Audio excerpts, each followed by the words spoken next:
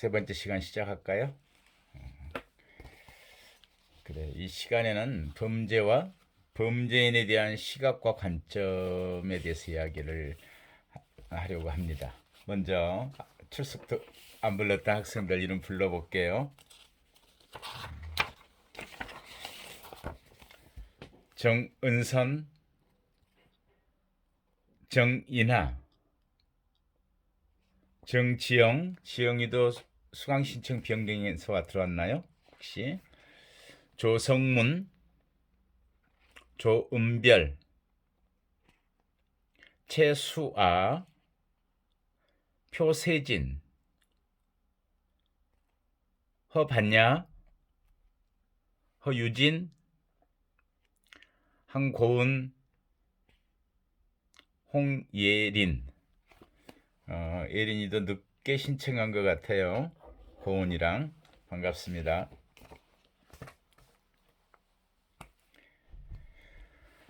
계속 화재가 일어나면서 비가 안 와서 걱정이었는데 금주 일요일쯤 돼야 비가 온다 그러죠.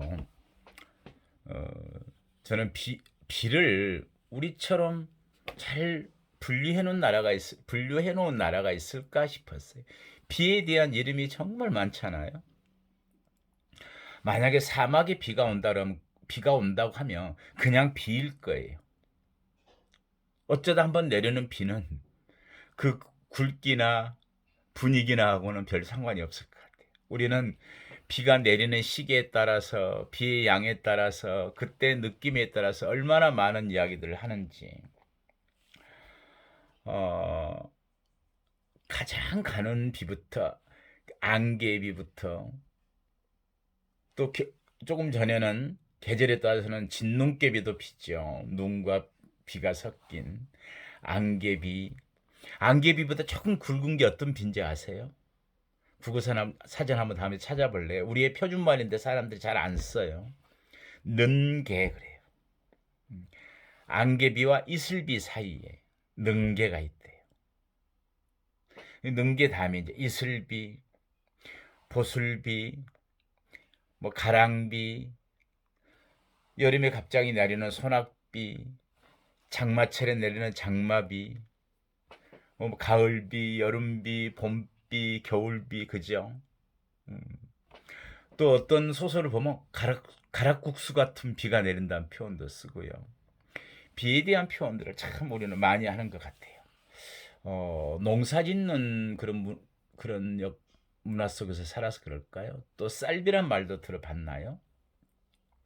쌀비가 내리면 안악내의 손이 커진다는 표현을 써요. 이게 농사철에 모내기철에 그 비가 많이 와줘야 그해 농사가 잘 될 거 아니에요. 그러면 이제 풍작이 예상되죠. 그래서 그때 내리는 비를 쌀비라고 하나 봐요. 쌀비가 내리면 안악내의 손이 커진다. 손 이만큼 커진다. 넉넉해진다는 뜻이 돼요. 씀씀이가 손이 커 저 사람 그런 거 있잖아요. 이게 분류라고 하는 건 그렇게 이제 그 문화에 따라서 다른 것도 있겠네요. 저는 예전에 람세스 소설 볼 때 정말인가 궁금했어요. 스파르타의 사람들이 태아 감별을 하는데 이렇게 써 있던 것 같아요. 임산부가 밀이 담긴 차두와 보리가 담긴 차두에 오줌을 누고 밀에서 싹이 나면 딸이고 보리에서 싹이 나면 아들이고 아무 곳에서도 싹이 어느 쪽에서 나지 않는다면 사산하게 될 것이다. 사산한다. 정말 그런가? 그런 분류가 맞나? 그런 생각도 했었어요. 어찌되었건 분류는 왜 한다고요? 그렇죠. 어떤 걸 판단하기 위해서 또는 어떻게 효과적으로 일을 할까에 대한 필요성에 따라서 우리가 말하는 분류는 수용자 분류인데 수용자의 처우와 관련 지어진데 의미가 있다. 여기까지 이야기가 됐었죠. 자, 그런데 안에서 그럼 처우란 말은 뭐죠? 처벌, 퍼니시먼트, 처우, 트리트먼트. 트리트란 말 속에서는 뭔가를 다루다, 치료하다, 뭔가를 핸들링하는 것들을 처우라고 합니다.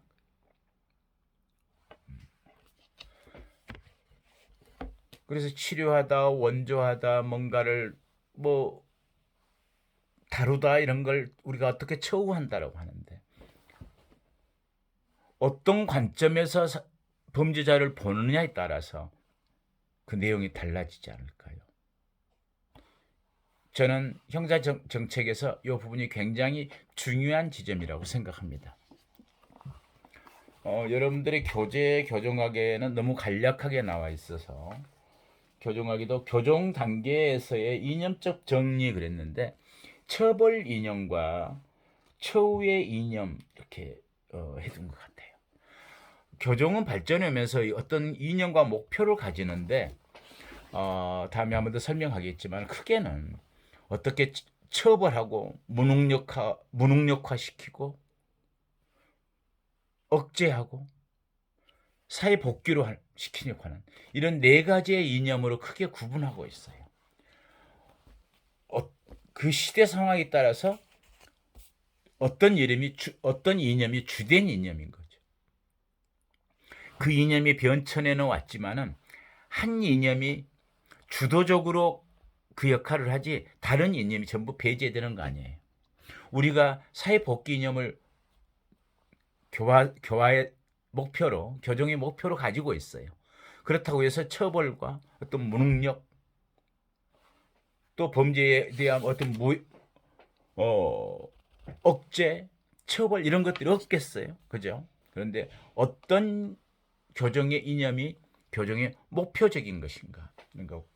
그래서 이걸 주된 이념, 교정 이념을 이야기하는데, 이 시간에는 그 교정 이념에서 교정 이념을 알아야 어떻게 교정 목표가 무엇인지, 그래서 목표를 달성하기 위해서는 처우가 더 필요할까, 처벌이 더 중요할까 하는 거죠. 처벌이란 개념 속에는 변화시킨다, 처우라는 개념 속에서는 치료하다, 변화시킨다, 재사회화시킨다, 도와서 사회 복귀를 도모한다. 이게 처우의 개념이에요. 처벌은 말 그대로 퍼니시먼트, 통제하고 억압하고.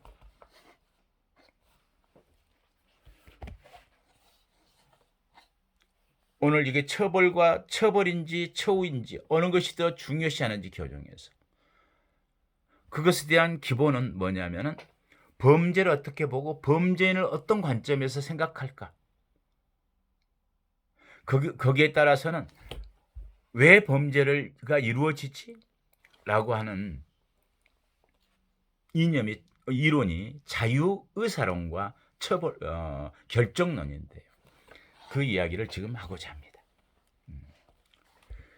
교정 이념을 정립함에 있어서는 교정 이념은 목표적인, 교정 이념과 교정 목표, 사회복귀, 재사회화, 오늘날 우리가 추구하고 있는 교정 이념을 정립함에 있어서는 범죄인에 대한 관점과 범죄 원인에 대한 이해가 우선적 요건이다. 그러겠죠. 범죄란 무엇이지? 범죄인이란 누구이지? 어떤 사람이지? 즉, 범죄가 개인의 자유로운 선택의 결과인가?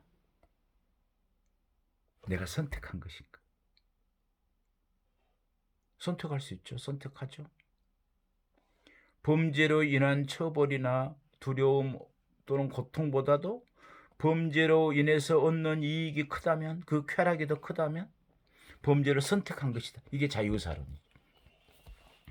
즉, 범죄가 개인의 자유로운 선택의 결과인가, 아니면 통제할 수 없는 요인에 의해서 결정되는 것인가. 앞에가 자유의사론, 뒤에가 결정론이죠.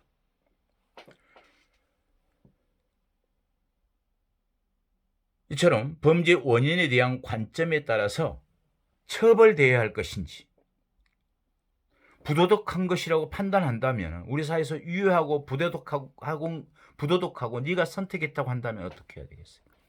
마땅히 처벌해야죠. 아니면 오히려 치료되고 처우되어야 할 것인가?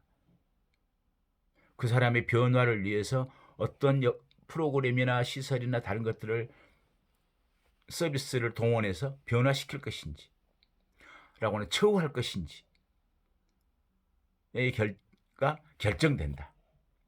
그게 자유의사론과 결정론에 따라서 어떻게 범죄와 범죄인을 볼 것인가. 이러한 주장이 자유의사론과 결정론의 논쟁입니다. 선택한 거냐? 어쩔 수 없는 요인들이었을까? 어떤 생각을 하나요? 자유의사론과 이러한 이 이야기가 자유의사론과 결정론의 논쟁이고, 여러분들은 지금 이야기를 조금 잘 들어줬으면 좋겠어요. 다음 주까지 내야 할 리포트의 내용인데 여기서 기본 틀을 잡았으면 좋겠어요. 자유의사론과 결정론의 논쟁이며 범죄자는 왜 처벌돼야 하는가 하는 처벌의 정당성의 문제로 논의되고 있는 거예요. 부도덕하다라고 한다면 선택한 것이고 부도덕한 것이다면 처벌되어야 할 정당성의 논거가 되는 거죠. 근거가. 그런데 이 두 관점, 사실은 범죄 원인과 처벌의 정당성은 상호 연관된 것으로, 이 두 관점은 상호 연관된 것으로 범죄의 원인에 따라 범죄자에 대한 처벌도 그 정당성을 달리할 수밖에 없다. 자, 자유의사론은 다시 이제 설명을 할게요. 자유의사론은 범죄 행위가 자유의사를 가진 인간이 선택한 것으로 보는 반면, 내가 선택했다 이거죠. 결정론은 범죄 행위를 인간이 어찌 할 수 없는 유전적, 환경적 요인에 의해서 결정된 결과로 보는 겁니다. 무슨 이야기인지 아시겠죠? 자유의사론과 결정론. 내가 선택한 거냐, 결정된 거냐. 따라서 자유의사론에 있어서의 인간은 선택의 자유와 소위 자유의지죠. 선택의 자유와 그 선택에 따른 책임을 져야 된다고 강조하고, 이건 어떤 사람이 그러니까 도덕적 장애자로서 처벌돼야 한다고 주장하는 거예요. 마땅히 처벌돼. 도덕적 장애자다. 즉, 그 책임에 자기가 선택해서 만든 범죄라는 일, 그 책임에 상응한 처벌이 가장 적절한 교정 전략이 있다. 이렇게 보는 거죠. 자유의사는 알겠죠? 아주 명확하죠. 이에 반해서 결정론은 범죄는 개인의 선택이 아니라 개인이 통제할 수 없는 사회적, 생물학적 요인에 의해 결정되기 때문에 범죄자도 일종의 사회적 병약자다.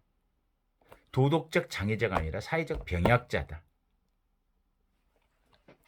따라서 그에게 책임을 물어서 처벌할 수는 없고 오히려 그를 치료하고 처우해야 한다고 주장하는 거죠. 처우란 말 속에는 치료란 말도 포함되긴 해요. 이렇게. 조금 구별지어서 지금 단어를 쓴 거예요, 제가. 그래서 이러한 결정론에는 크게는 생물학적 결정론, 어떤 유전적인 거 또는 뭐 신체적인 거 이런 것도 포함될 수 있겠죠.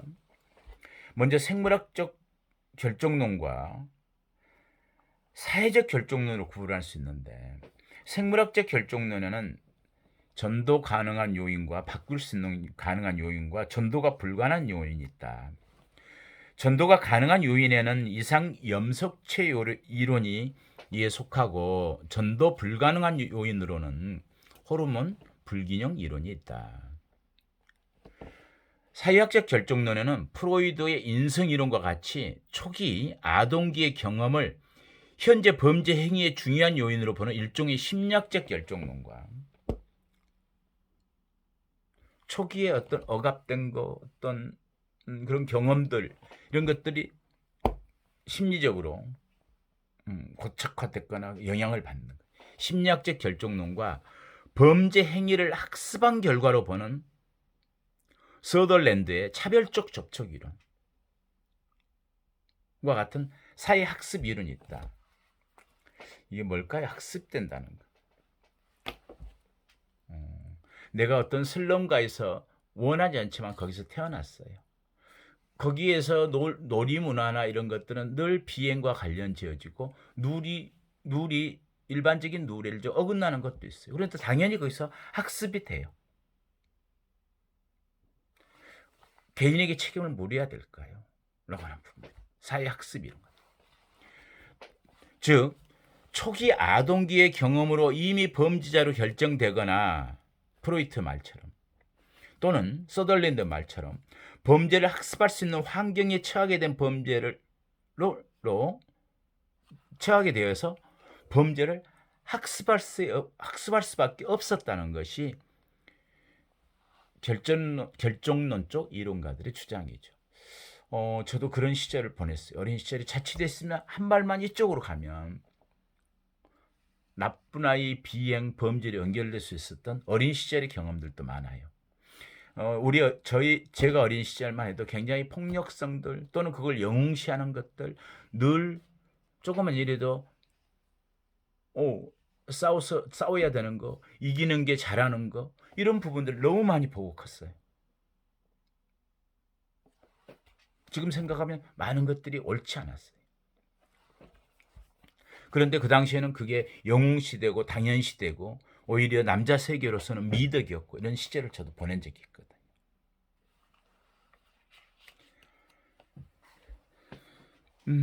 이처럼 결정론에서는 환경의 수정과 조정이 그래서 그런 것들을 바꿔줘야 된다. 개인도 변화시켜야 되지만 환경도 바꿔줘야 된다. 수정해줘야 된다. 그런 주장들이 또 있고 대부분의 교정교회의 노력은 개인적 측면에 이제 초점을 두고 있죠. 즉 범죄의 원인을 범죄자 개인보다는 사회 환경적 요인에 기인한 바가 크다고 강조하면서도 오늘날 이제 범죄자 개인에 대한 개인 단위의 개별적 교정만을 거듭하고 있는 실정도 있죠.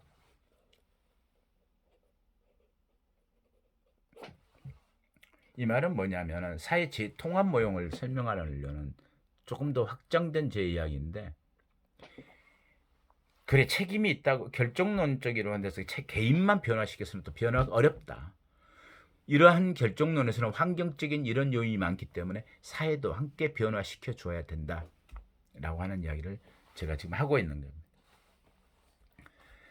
아무튼 따라서 결정론적 입장에서 보면은 인간은 행위를 통제할 수 없기 때문에 범죄 행위에 대한 책임을 묻고 비난하거나 처벌하는 것은 오히려 그 자체가 비도덕적인 것이 된다. 이러한 까닭에 결정론적 입장의 경우에 이들에게는 치료적 처우로서의 비처벌적 이념이 강조돼야 한다는 거죠. 명확히 그 개념을 알겠죠. 그러나 자유의사론과 결정론은 인간의 행위를 이해하는 데서 배타적일까요? 상호 배타적인 것이 아니고 두 개가 상호 보완적이다. 두 개가 어떻게 그 상황에서 결합된다. 상호 보완적인 것인 개념이고, 어떤 행위도 전적으로 자유로울 수 없고 일방적으로 결정될 수도 없다. 한쪽에 의해서. 오히려 인간의 행위는 뭐겠어요? 결정론 또는 어떤 상황적 결정론. 그 상황이 그럴 수 있잖아요. 우발적 어떤 범죄 형태에 있어서는 전혀 범행에 가담하지 않아야 될 건데 우발적인 범죄들 경우 이런 경우에 속할 수도 있어요. 결정론, 어떤 상황이 범죄로 가게 되는. 학습되어서도 학습된 그런 사회적 결정론도 있지만은 또 그 범행 당시에 과도한 정당방위 같은 뭐 이런 경우도 그럴 수 있죠. 그 상황에서 범행을 하고 싶었던 건 아니잖아요. 결정론, 상황적 결정론, 자유의사론, 그리고 어떤 경우는 완전한 무작위성.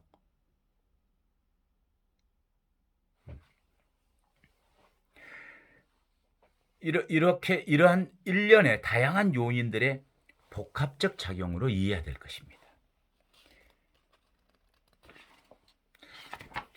그래서 결국 이러한 문제 해결 방안으로 오늘날 바람직한 교정, 그리고 교정 이념은 사실은 범죄자만의 개선으로는 결코 성공할 수 없고, 어떻게 해야 되겠어요?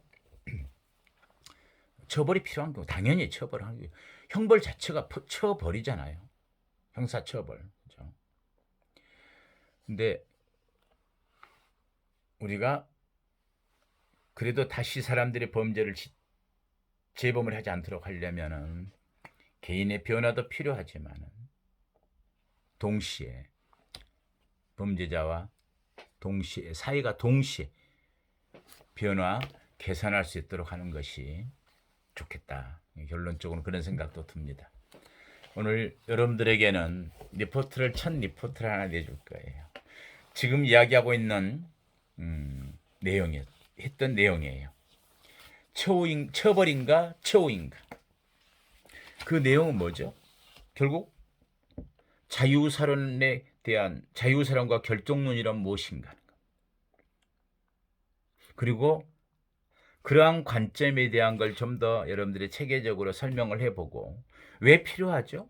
이런 거 공부하는 게 자유사론과 결정론. 그죠? 범죄와 범죄인에 대한 어떤 관점을 어떻게 가질 것인가에 따라서 우리가 교정에 대한 전략이 세워지기 때문에, 그리고 분류는 어떤 의미를 갖게 될 것인가라는 데 관계되어 있기 때문에 이 부분이 대단히 중요한 지점이다는 거죠. 제목은 여러분들이 이렇게 썼으면 좋겠어요. 처벌인가 처우인가. 나의 관점과 견해. 관점과 나의 견해. 관점과 나의 견해. 또는 뭐 상관은 없어요. 범죄와 범죄인에 대한 시각과 관점.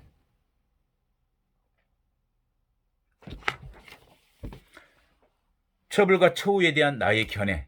부제로 이렇게 쓰면 되겠죠. 처벌과 처우에 대한 나의 견해. 부제로 써서 한번 풀어내보는 여러분들. 첫 리포팅 때문에 이 내용들을 좀 정리해도 되고, 조금들 자료들을 좀 찾아보면 모든 교정학 책에는 다 이 부분들에 대한 것들이 언급되어 있어요. 교정 이념에 있어서. 제 1차 리포트입니다.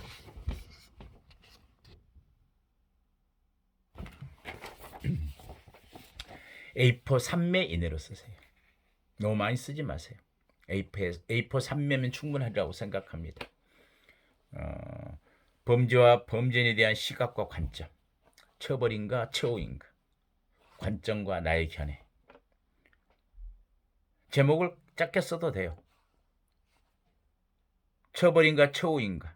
관점과 나의 견해. 그래서 내용에 자유사론과 결정론을 써도 되고, 자유사론과 결정론에 대한 관점과 나의 견해 이렇게 써서 부제를 처벌인가 처우인가로 써도 돼요. 제목은 여러분들이 논제를 풀어내기 위해서 잘 정하는 게 좋겠다는 뜻입니다. 제목이 너무 모호해요. 뭘 쓰라는 거요가 아니고 뭘 써도 좋은데, 그 이유는 뭐냐면 여러분들이 이 이야기를 풀어내 가는데 좋은 쪽으로 제목을 붙이면 이 문제를 잘 풀어낼 수 있을 것 같아서 제목을 그렇게 어떻게 써도 좋다고 내 이야기하는 거예요. 아시겠어요? 내용은 똑같아요. 범죄와 범죄인에 대한 시각과 관점을 살펴보는 건데, 제목은 처벌인가 처우인가. 자유사론과 결정론의 관점과 나의 견해. 먼저 관점과 나의 견해 이렇게 돼요. 아무튼 제목은 어떻게 붙여도 좋다는 이야기. 대신 그 제목에 맞게 들어가는 말들 풀어내는 거 마지막에 관련지어서 나의 견해를 써놓은 것. 할 수 있겠죠? A4 3매로 하는데 짧아도 괜찮아요. 어떤 양식이나 레포트의 양으로 평가하진 않습니다. 여러분들이 내가 지금 하고 있는 이야기를 제대로 잘 풀어낼 수 있는지가 중요합니다. 이러이러하기 때문에 나는 이러이렇게 생각한다라고까지 결론을 내주세요. 제출을 하는 장소는 혹시 학교로 오게 된다면 학부 사무실에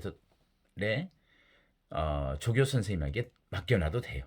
그리고 수요일 제가 7, 8교시가 있기 때문에 703호실에 그곳에 제출해도 돼요. 가지고 와도 직접. 그런데 대부분은 비대면이라 그러지 않을 거니까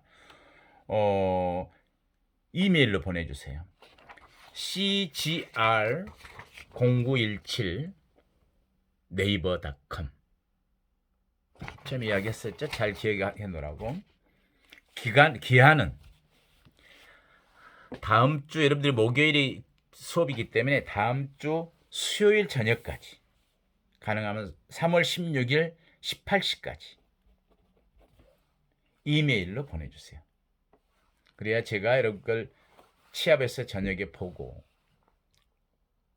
피드백을 하고 좀 설명을 할 수 있기 때문에 그렇습니다. 너무 빠르고 빨리 리포트 내줬고 어려운가요? 양식이나 리포트 양하고 상관없기 때문에 지금 내용들과 내 생각을 잘 연결해서 정리해 보는 것, 이게 가장 잘 쓰는 레포트일 것입니다. 그럼 우리 다음 주에 만날까요? 네, 수고했습니다.